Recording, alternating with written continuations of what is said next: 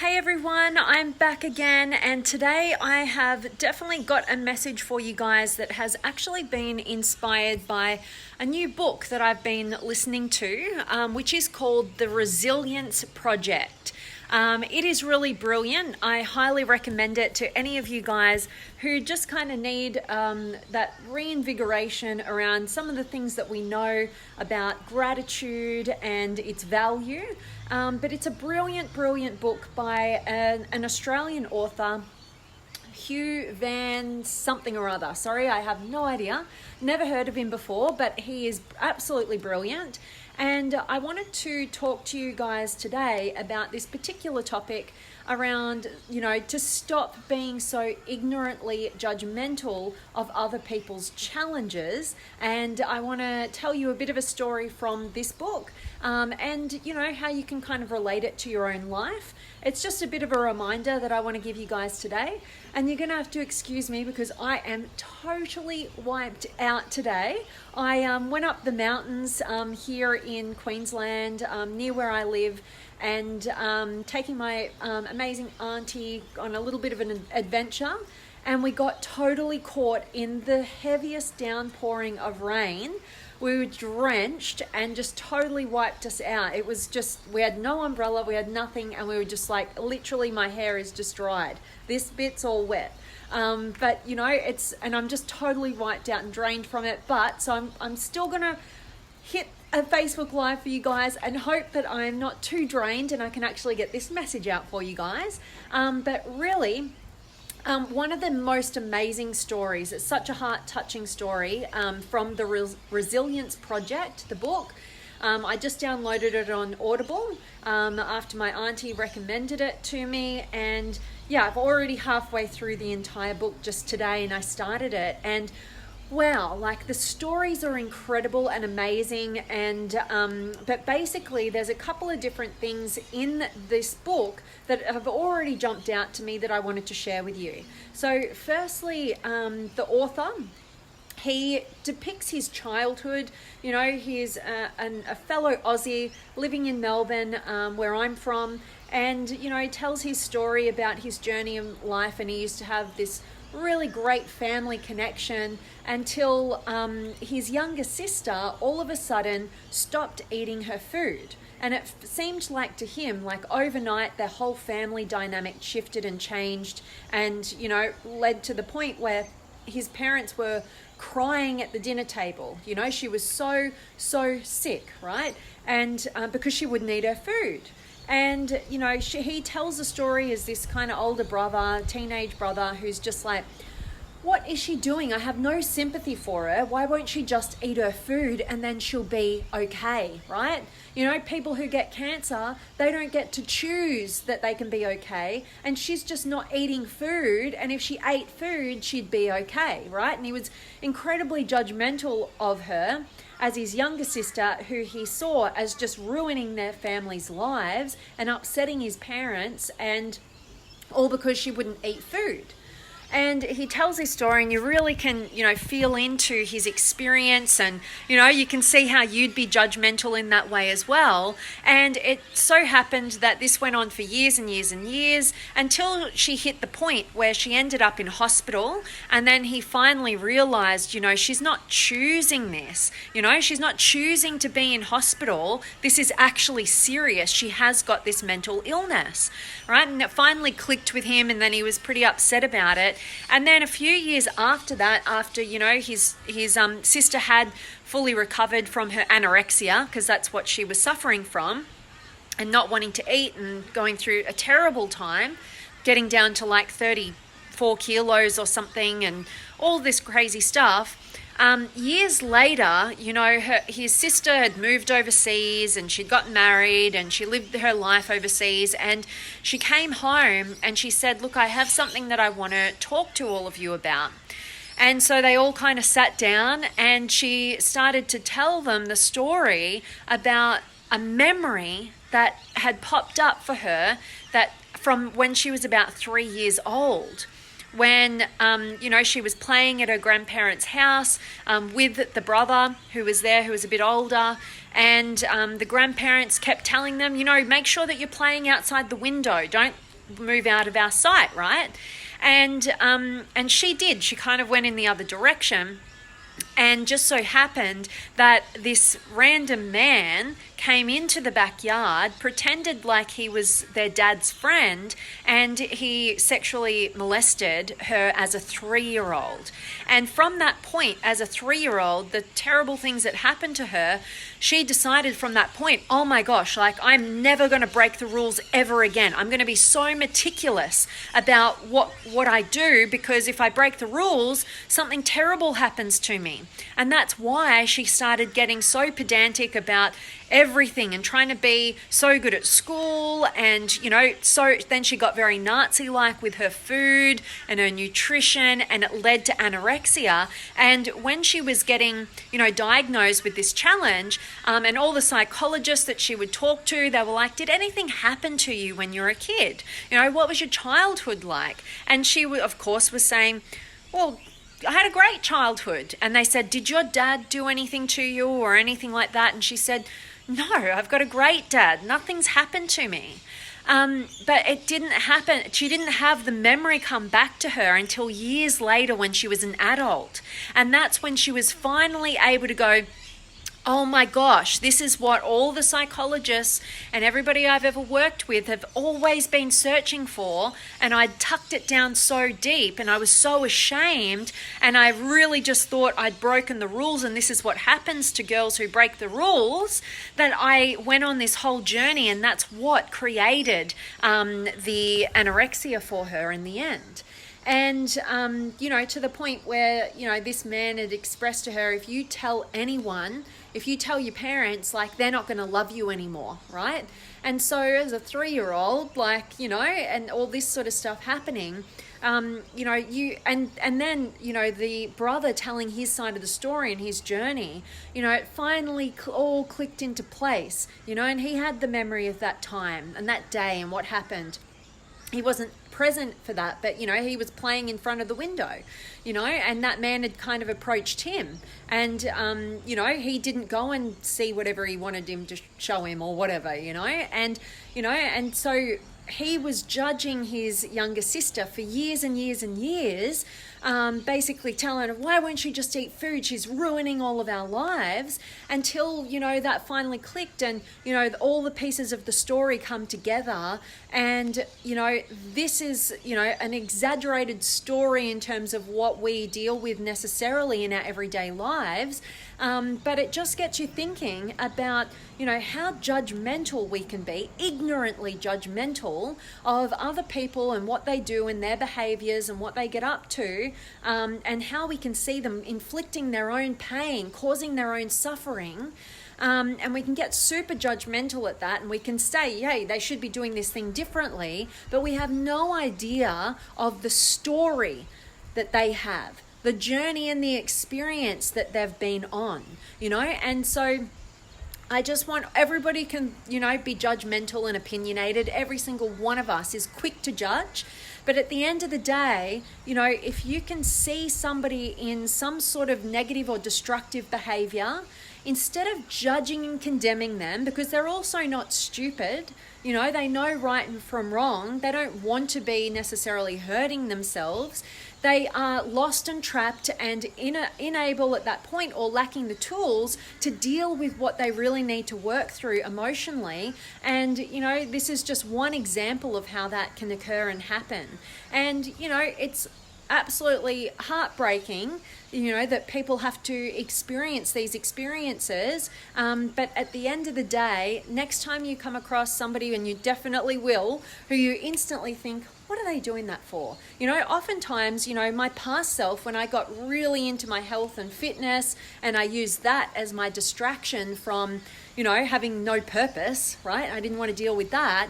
I became hugely judgmental of people who were really overweight and not looking after their health. And I would, it might be somewhere, and I'd be like, oh my gosh, like, why is that person drinking a supersized Coke when they're so unhealthy and they've got so much weight to lose, right?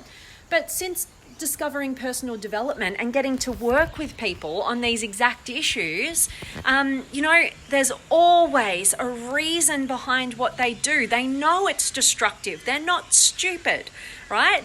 But, in those scenarios, I've worked with many people who turn to food or, anything that will give them instant gratification because they're trying to stuff down the emotional turmoil and trauma that they don't know how to work through and they consciously can't even address because it's too painful and they don't have a way out from it, And so it's heartbreaking to see people being destructive, but instead of judging, start to understand who they are. Go deeper with them. Show consideration and love, and stop judging them because it only serves to keep them in a cycle of continued self-judgment because they're judging themselves way harder than you would be judging them. And instead, get curious, be compassionate, and learn about other people and support them, instead of the judgment. So hope that me sharing just this little piece of the book that I'm reading, the Resilience Project, I hope you guys grab a copy, or if you're on Audible, make it your next credit. It's a really, really good book. He tells great stories, and there's so many more. I'd love to spill all these other stories at you. Might be coming over the next couple of days, but I just wanted to focus on that one for you guys today, and hope that it just gets you thinking, or maybe you just need to share this with some people in your life who tend to be pretty ignorantly judgmental, and it's not really serving. I challenge you to share this, and hope that that can help any of us, just as a reminder that we don't want to go down that track. So I would love to check in with you guys, and so let me know where in the world you're tuning in from, or drop any of your words of wisdom, or just say hi. I love getting to connect with you guys, and I'm going to sleep so well tonight. I can't believe how wiped out, just getting caught in the rain, and I was soaking wet, and it was hot, and it was cold, and it was just weird. But it was kind of hilarious because it was torrential rain we got caught in, and we were running up the street and our shoes were all slipping off, and it was pretty hilarious. But anyway, I've got Tony in the house, and Ty, awesome, and Tony, hello to you, my friend, and Judy's here, and DB, hi V, I hope all is well, and good to see you. Always good to see you, my friend. Thanks for tuning in. And Lucy's here as well, and DB, good morning from Utah. I love that beautiful part of the world where Lucy's from as well. I love it that you guys are in that beautiful part of the world. And Jerry's here as well. Hi, Vanessa. Look great as always. Thank you, my friend. So appreciated. And Matthew's here. Hello to you. And Carl's here, and Heath, and Justin, and Rosina. Hello. And Justin, much love. And DB, never judge anyone until you really know them. Always be kind, no matter how the outcome is. Always stay positive with them so they can tell you what's going on. Life would be much better for you and themselves. Absolutely, DB. I love that. Exactly. Stop judging people, because at the end of the day, if we're all walking mirrors, right, for everybody else, if you're judging somebody, use it for your own personal development, because whatever you're judging in another, good or bad, is actually what's within you. And if it's a bad thing that you're not owning, that's your work to do. We oftentimes get judgmental of people, and if you ask yourself, well, if you catch yourself in a judgment and you go, well, how is that actually true for me in my life? You would be surprised. Whenever somebody judges you, oftentimes they're doing the very same thing they're judging you for. So look for the deeper meanings behind everything that we do, and just our judgments on others and the judgments they place on us can be a wealth, a gold mine of personal development and self-awareness. So yeah, love that, DB, absolutely. And Scotty's here as well, and Renee and Philippe. Hello, Renee, and Lucy. Seriously, everyone has their own story. Be sensitive. Gosh, this is something that alters the person's course in their life. It's a terrible trauma in a person's life that has had this happen. Absolutely, Lucy. And we can't begin to imagine or really know what it's like to experience some of the traumas and, the terrible experiences that others have had, but just understand that they feel a certain way, that they've experienced something, and have true compassion, and see the best in them. And like DB, you said before, stay positive in people's lives so that they feel like they can share and open up with you, which relieves their burden without fearing that they're going to burden you, which, people can get so trapped in their own stuff and then they don't have any outlet, and that's when they turn to more destructive behaviors, right? So absolutely, Lucy, you are spot on as always, and love having you here. And Jerry, we should leave the judging to the judges and be more compassionate. Kindness is the medicine. Absolutely. Spot on. And I like that. Leave the judging to the judges. Absolutely. And yeah, kindness, compassion, it's not only medicine to others, but it's also medicine to ourselves. You're so spot on. I love that. And DB, empathize with them, finding their problems and understand them and help them through it. Absolutely. And it's not about victimizing people, in terms of overcoming your own traumas, there's a process. It starts with, more of a therapeutic approach, right? Like, you want to be heard, you need to be listened to, you need to open up and you need to address it and feel like somebody has compassion for you, and they're right there with you, and they validate what you've gone through and you've experienced, your emotions around that.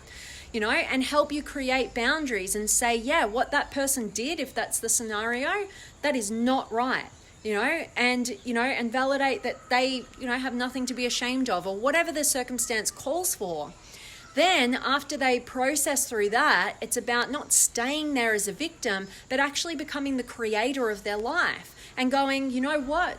That's what we've nurtured you through. And now let's create a vision of where you're going to go and how you're going to use this as wisdom, right? To propel you forward, and to transform it into that direction is absolutely the pathway forward for overcoming all of our emotional turmoils and traumas. So love that, DB. And Maddie, hello to you, my friend, and hello to Grant. So I hope that this message today just gets you guys thinking about, where in your life maybe you're just being a little bit ignorantly judgmental, and you don't know a person's story, you don't know what they've gone through, you don't know what's been going on for them. And instead of like flying to the judgment and making yourself feel so significant, rather than that, how about just get curious with people, show up with love and compassion and curiosity, and, have people's backs, right, in this lifetime, rather than, having to be the significant one who's judging everybody else. So absolutely love that. And Lucy, very important topic, V. This has happened to so many people. Absolutely. So I encourage you guys to pick up the book, The Resilience Project. I'm halfway through it right now, but it's got some great stories, really insightful about these sort of topics, and also just living in gratitude. I'll bring some other messages to you, no doubt, in the coming days. There's a bunch of amazing and inspiring stories in that book.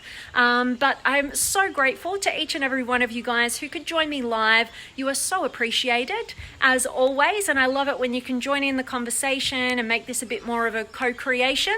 I love hearing your words of wisdom and all of that great stuff. And Josie, I can see, is here as well. And Lucy, you are so very welcome, my friend. Always here for you. And Matthew, continue to enjoy your gems of wisdom, V. Do you have a back catalogue of your casts? Matthew, thank you. I really appreciate that. Yeah, I've been, jumping on these Facebook Lives every day. I'm super grateful to know that they're of value to you. And if you jump on my YouTube channel, so if you just search Vanessa Jane Patrick, it's got all over 700 videos on there that you can go through, and on all these amazing topics. Or you can jump on my Facebook page, click on my videos, and they're all there over the last couple of years. So hope that they're of value to you, and thank you so much for asking. And as always, guys, I am sending you all of my love, light, blessings, gratitude, energy, enthusiasm, everything extraordinary coming to you to wherever you are in the world today. I really do hope that it's beautiful, amazing, and extraordinary, that you're doing something super empowering, and today's message has definitely served you. And as I said, thanks so much for joining me live, and I will see you guys tomorrow. Much love.